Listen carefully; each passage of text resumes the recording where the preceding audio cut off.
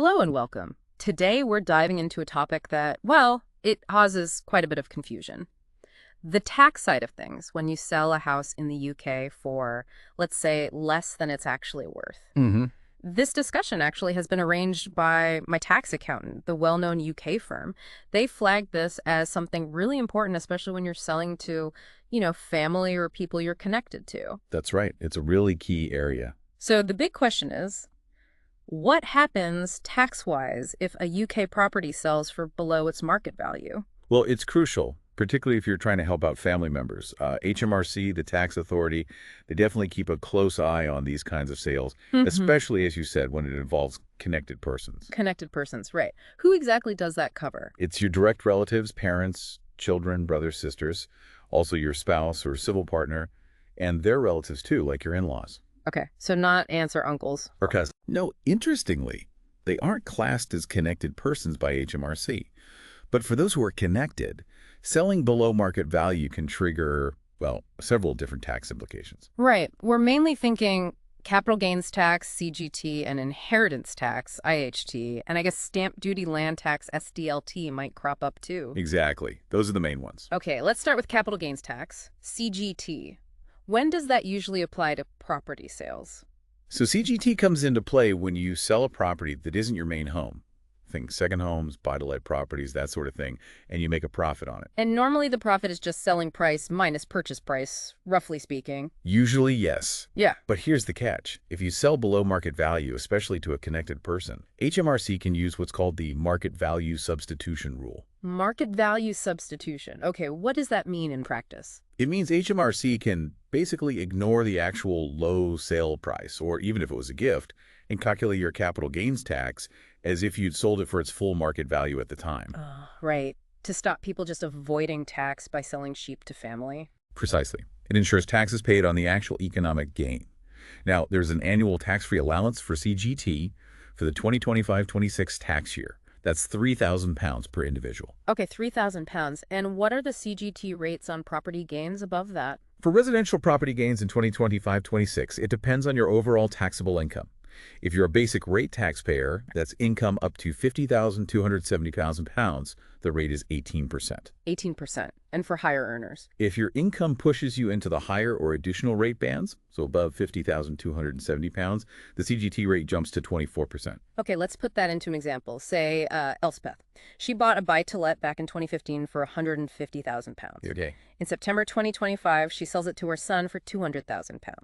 But its proper market value is actually £300,000. Her own taxable income is £30,000, putting her in the basic rate band.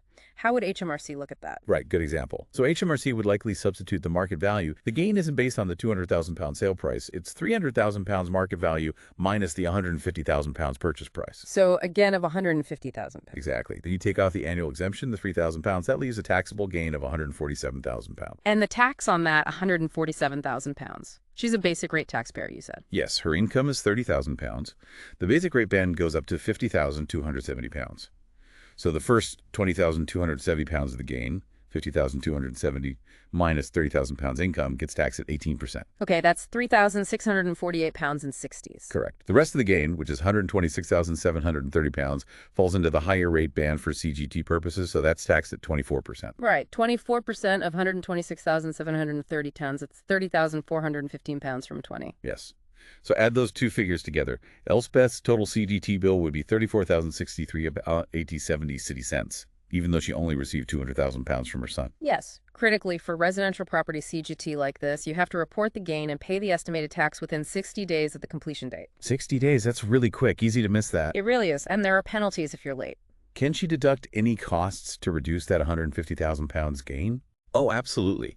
You can deduct certain costs.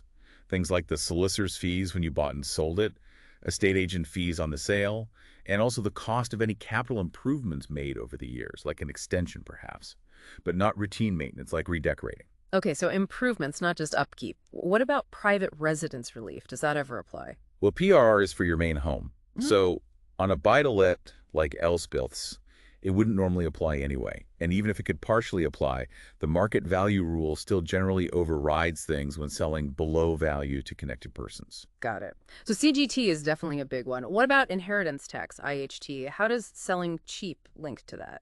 Well, when you sell to a connected person for less than market value, HMRC often sees the discount effectively as a gift. A gift. Okay. And gifts made during your lifetime can sometimes fall into your estate for IHT purposes if you don't live long enough afterwards. These are often called potentially exempt transfers, or PETs. Potentially exempt, meaning they might be exempt. Exactly. If the person making the gift, the donor, survives for 7 years after making the gift, it generally becomes fully exempt and falls outside their estate for IHT. But if they die within those 7 years? Then the value of that gift could be added back into their estate when calculating inheritance tax. Can we walk through an IHT example? Maybe someone called Mortimer. Sure. Let's say Mortimer owns a second home worth £600,000.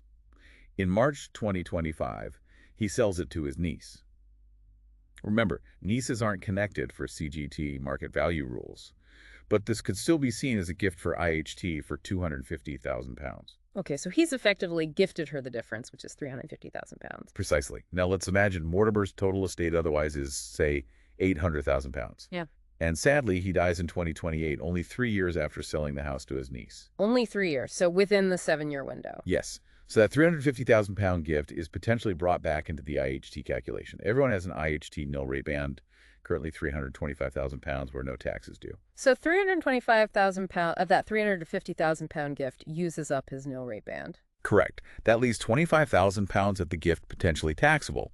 Now, IHT is normally 40%. However, there's something called taper relief. Taper relief, how does that work? If the death occurs between 3 and 7 years after the gift, the rate of IHT charged on the gift itself gets reduced. Dying in year 3 means full 40%. IHT applies to the taxable part of the gift. If he died 3-4 years after, it's still 40%. 4 to 5 years, it drops to 32%. 5-6 years, 24%. 6-7 years, 16%. And after 7 years, it's 0%. Okay, so in Mortimer's case, dying after 3 years. Within the 3-4 year band. So the £25,000 taxable portion of the gift would face the full 40% IHT rate. That's £10,000 IHT specifically on that gift element. Oh, apologies, I misread my notes on the case study, timing slightly. If Mortimer died exactly 3 years later, say March 2028, he is just into the 3-4 year band, so the rate on the gift is indeed 40%. The example I had here calculated taper assuming death was slightly more than 3 years later. Let's stick with the 3 years equals 40% rate for simplicity. So £10,000 IHT on the gift element. The rest of his estate above the nil rate band, £325,000 used by the gift equal £475,000 would also be taxed at 40%. Right, so the gift used up most of his tax-free allowance. Are there any smaller IHT gift allowances people can use? Yes, there are. You have an annual exemption of £3,000 for tax year. You can give away this much without IHT implications. And if you didn't use last year's £3,000, you can carry it forward 1 year, potentially allowing a £6,000 gift. Okay, anything else? There's also the small gifts exemption. You can give up to £250 to as many people as you like each year, as long as they haven't received gifts using your main £3,000 allowance. And importantly, regular gifts made out of your surplus income that don't affect your standard of living are usually completely IHT exempt. That income exemption sounds useful, but probably needs careful records. Definitely. You need to show a pattern of payments and that you could afford them without dipping into capital. Now, another IHT trap to be aware of. Go on. It's the gift with reservation of benefit, or GRO rule. Gift with reservation. What does that mean? It means if you give away an asset like selling the house cheaply to your son, but you continue to benefit from it significantly, HMRC might treat it as if you never really gave it away for IHT purposes. So if Elspeth sold the house to her son but kept living there rent-free. Exactly. That's a classic example. If she did that, the full value of the house could still be included in her estate when she dies, even if she survives 7 years, potentially wiping out any IHT saving from the gift. Right. That's a major pitfall. And very briefly, what about stamp duty land tax, SDLT? The buyer's tax. Usually, SDLT is based on the actual price paid by the buyer. But, surprise, surprise, there are special rules for connected persons selling below market value. Let me guess, HMRC might charge SDLT on the market value. You got it. In some connected person transactions below market value, HMRC can indeed assess SDLT based on the market value, not the discounted price. But not always. Not always. If it's a pure gift, say the property's transferred for zero payment and there's no mortgage outstanding, then usually no SDLT is due at all. Okay. But if the son, in Elspeth's case, took over an existing mortgage or paid the 200,000 pounds. Then SDLT would likely be payable, potentially on the market value, if HMRC applies the connected party rules, or at least on the amount paid plus any mortgage debt taken on. It depends on the specifics. Okay, so we've covered CGT, IHT, SDLT, connected persons. Is there anything else people should think about, maybe strategically? Well, planning is key. Timing the sale might matter. Also, transfers between spouses or civil partners are generally free of CGT and IHT. That's the no gain, no loss rule for CGT. So sometimes transferring ownership within a couple before a wider family sale can be beneficial. That's useful. What about things like trusts? Trusts can sometimes help with IHT planning, but they add a whole layer of complexity and cost and have their own tax rules. Definitely need advice there. The main thing really is documentation. Documentation. Yes, get a proper professional valuation of the property at the time of the sale, keep records of the sale agreement, any gift elements, and all those deductible costs for CGT we talked about. It helps if HMRC asks questions later. Absolutely. So, wrapping this up, the main takeaway seems to be really careful selling property below market value, especially to family. Definitely. HMRC will scrutinize these deals. They can substitute market value for CGT, possibly SDLT too.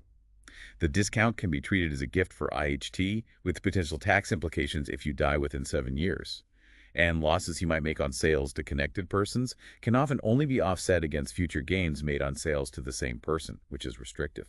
And that gift with reservation rule sounds like a big trap if you continue to benefit from the property. It is. It could mean the property stays in your estate for IHT, potentially leading to tax bills you thought you'd avoided.